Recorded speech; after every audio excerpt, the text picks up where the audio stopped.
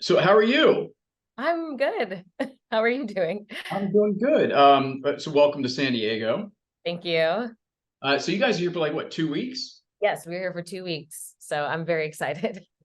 So how do you like longer stays like this rather than I guess your typical week and leave town? Yeah, well, it's my first city back, rejoining the tour after not doing it for 3 years. So to have 2 full weeks to kind of sit down in one place and get acclimated to doing the show and being in one space, it makes it so much easier. And then when we do get into those like week to weeks, it'll be kind of in the body by that point. Right, right. Yeah. Uh, so like what are your days like while you're on tour? Well, generally, I try to like work out, go eat, explore the new city. Since I've been here, we've only really been here for 2 days so far. So it's been like gearing up for the show yesterday. And today there's some interviews, gearing up for the show, having a little lunch, stretching, warming up, just because I haven't done it full time in so long that my body's got to get back into it. Right, right, right. So this is your second or third run. It Uh, is my third run as Eponine. wow. Wow. Yeah. So how long were you for each one? How long were you with the tour for? Funny enough, I have only done Les Mis in increments of 4 to 4.5 months at a time. Oh, Um, wow. yeah, so I joined the tour. I was the original Eponine on the 2017 North American tour that launched. And then I left after those 4 months. And then I came back in November of 2019 and I did it up until the pandemic shut down. And then I just rejoined yesterday. So Nice. So like how long do you know how long you're going to stay with this one? I'm not fully sure just yet, but I'm very excited to be on the tour. Yeah. Just as long as they'll have me. So like when you rejoin this new one, like how what's your rehearsal process? Like how long ago did you start rehearsing again? Yeah, I actually popped in while the company was in LA to learn the show a little bit and stand by for a second as Eponine in case they needed me. And then once I knew the show out there, I went back to New York for a couple weeks, and then I just jumped right back into the show after not being there for a few weeks. So yesterday was a little nerve-wracking having not been a part of the show for a couple weeks, don't have it all worked out, but I was excited and it gave me a lot of adrenaline just like getting thrown out there and doing the show. Was like the blocking the same? Oh yeah, yeah, it was the same as back in LA. LA was only a couple weeks ago, Okay. but Les Mis is the type of story that it's so big and it's so vast, and it is like riding a bike after doing it all these years, of course, but taking some time away from it, you have to get reacclimated to doing the show. And yesterday, all of my prep pre going into the show was definitely helpful to calm my nerves, reviewing my songs, my blocking, and I felt really good about it. Yeah, I'm sure. So like uh, I'm an actor too, and I played the same role a couple of different times. Yeah. And it's always fun to kind of revisit them. Uh, Mhm. have things changed for you, like in regards to the part, like when you came coming back to it? I know you've only done it like for a day now, so Yeah. Oh, definitely. I mean, having done it, I've been doing it since 2017. So there's so many years that have gone between that. I think me as a performer, I've changed one, and the company has changed. And this new company just began its second year of this tour yesterday. So it's a whole new group of people for the most part, other than like a few people who I had previously done the show with from the beginning. But having a new group of people and having this new blocking and being a more advanced performer than I was when I initially started doing it definitely changes it. I also just love Eponine so much. Like she has such a special place in my heart. And so I get so excited to get to do it each time and bring something new to it. yeah, like for me, it was fun to go back and tackle things that I never felt that I got quite right. Yeah. Do you feel that way too? I mean, Oh yeah. I find little like nuances and little things that I did not notice the first time I did the show. And now sometimes even just can change your whole perspective about who the character is or what her goals or intentions are while she's in these scenes. Um, and it's really special. It's really, really special for me. uh, you've got some songs that are, I would say, vocally challenging. Um, Yeah. like you're belting a lot in the show. How do you like? How do you take care of your voice to keep it strong? Lots of sleep, definitely. Working out is a huge part of that, regaining my stamina. Because the other part of this that I don't think a lot of people know, unless you come to see it, is I'm singing a lot, but I am also running around either on or backstage a lot. And so it's a lot of physical endurance on top of that. So I think training outside of being on the stage is super helpful. Getting a lot of rest, water. Of course, I have my like little things like at intermission, I will always make a hot lemon ginger tea with a little Ricola in it. That's like my little special cocktail for Eponine. And I drink that at intermission so that when I have to sing on my own and sing a little Fall of Rain right after, like I just feel a lot better. So you drop like one of those lozenges in there? I do, yeah. Oh wow, that's Yeah. that's a good tip. I've never heard that before. Yeah, it became my thing. I think the second time I came out here, like hot water, a little honey, a Ricola, it'll do you well. If you have a lemon ginger tea, it makes it even better. But yeah. I've tried throat coat, but I think it's Mhm. disgusting, but I'll drink it, so I have to try this. Yeah, I've found my little concoction that makes me like feel good. It tastes good. I can drink it quick enough that I can drink it over the intermission and then be ready to go at the top of act two. I want to add, the show is super long. I mean, but Yeah. like in a good way. It's not like dragging, you know what I mean? Yeah, yeah, of course. But I know, like, I don't think I've done a show that length before, but I know, like, after the show, your adrenaline's still running high, but like as soon as I get home, man, I'm just like out. Is that the Yeah. way for you? And like, what time do you wake up, and like, how much rest are you getting? Well, honestly, because I came out, I live in New York, so I flew out from New York. I am still very much on East Coast time. So it doesn't matter what time I've been going to bed. I've been waking up at 6:30 on the dot every day.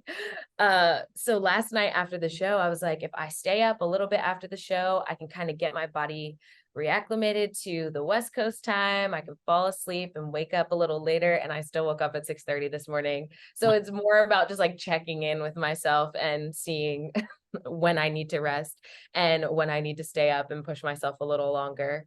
But once I'm out here for a little bit, especially like I said, being here for 2 weeks, I'll be able to kind of set my own routine that I can then take on the rest of the tour with me. Well, I've got two little girls, and we wake up at like 5:30. So yeah, Yeah.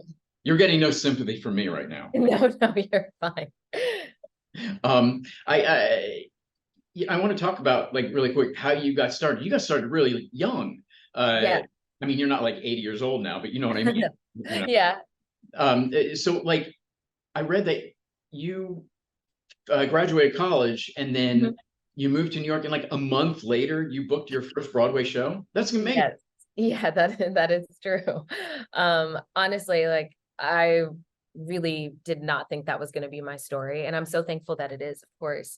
But when I moved to New York, I knew what New York was. I knew that I had to get my face out there. I knew I had to audition. I knew I had to hit the ground running, and I didn't care how long it was going to take me. And honestly, when I found out I had booked my first Broadway show, I was shocked. I was really just calling. I had just signed with agents like the day before.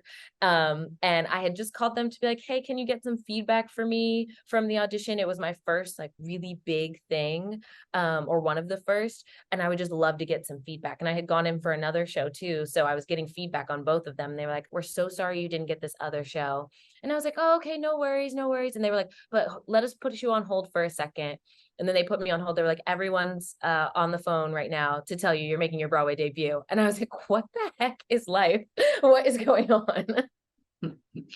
So soon after they called you, like, how long were you, like, in front of an audience? I started rehearsals, I think a week or two after I got the call. I think I was the last person cast in the show. I was cast as a swing slash assistant stage manager, which is a crazy track. Right. But yeah. Yes, the track was swinging and I covered 5 roles. And then I also was the assistant stage manager. Holy crap. Had you ever done that before?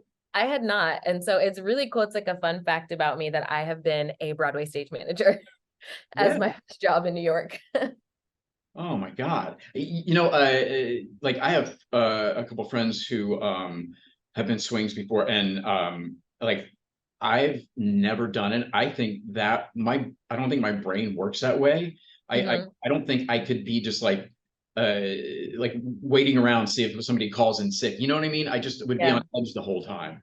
Yeah, I had never done it before either, and so it was a whole different muscle for me. That's why I have so much respect for our understudies and swings on this tour because they cover so many more roles than I ever covered in that show. And I understand the like, you're going on in 2 minutes, it's intermission, you're going on, we need you to cover this thing. So I have such great respect and gratitude for swings and understudies because I've been one before. Right. Yeah. It's just mind boggling that people can do that. Like, especially like for like you did, like 4 or 5 roles. I'd be like, Yeah. uh, and when you were living in Philly, I saw that you were actually selling show tickets to the show. Yes, back when I was in college, I worked at Ticket Philadelphia selling tickets to the shows at the Academy of Music, the Mann Center, the Miriam Theater. It was my summer job and also my winter job when we were off of school. And during that winter break, Les Mis had come to the Academy of Music that year. And it was the first time I ever saw Les Mis. And we got tickets through the company to the show. So I brought my mom and sister. They had never seen it. And I remember seeing the show and being like, I love this show. I want to play Eponine one day. I would love to do it. And then I got a chance almost 5 years to the day later to get to play Eponine at the Academy of Music with my family in the audience once again. And Les Mis has been just like a crazy full circle experience for me. And I love that I keep getting the chance to come back and revisit it. That's amazing. I want to. Do you still get that same feeling of like happiness and excitement when because I know you booked done a handful of Broadway shows now and like tours, but like do you still got that same like burst of excitement and like happiness and like yeah. Oh, absolutely. Absolutely. Every time I get to do a show, it is the best thing in the world. I know not everyone gets a chance to do the thing that they dream of or want to do most in life. And the fact that I have been able to get the opportunities I've had and continue to have throughout my career is amazing. And I know how hard a lot of people work. I know how hard I work too, but I understand that the industry we're in is such a difficult industry sometimes, and it's an amazing industry at other times. So I'm always grateful and I'm always excited, and I always am nervous at my first performance or any performance, honestly, um, because I love it so much, and I can't wait to share it with people. I just got 2 more questions for you. So what's been your worst audition ever? Oh my gosh, I let me think. Oh, um, it was one of so in that collection of going in for the color purple. I last minute got called in. It was my like second week in New York, and I got called in for the If Then tour.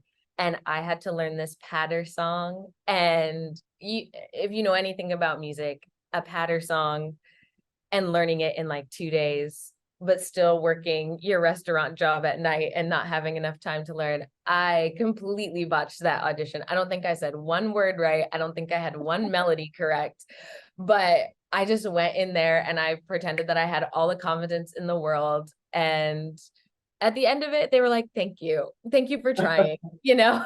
And honestly, that's all you really have to do for the most part is you have to try. And even though it wasn't a successful try, I'm proud of myself. Oh yeah, I've been there. And then finally, like what is the craziest thing that's happened to you while on stage, either to you or like something happened in the audience? Um, well, one time in Les Mis, we had to stop the show uh because like the last little moment in the show because something like automation wise wasn't working, and we had, I want to say, like 4 minutes left in the show and we had to stop the show. and then fix whatever it was, and then everyone comes back for the last like big number, and then we end the show. But it was just so wild to have to stop the show the last one. Like we make it 2 hours and 53 minutes, and we've only got 4 to go, and then we've got to stop. But the audience was so amazing when we did rejoin. Yeah, that kind of blows everything that you've been plowing toward. Yeah, but they were still super understanding and super responsive, and it was amazing. Well, hey, thank you so much for taking the time to talk to me. I really appreciate Yeah. it. Thank you so much.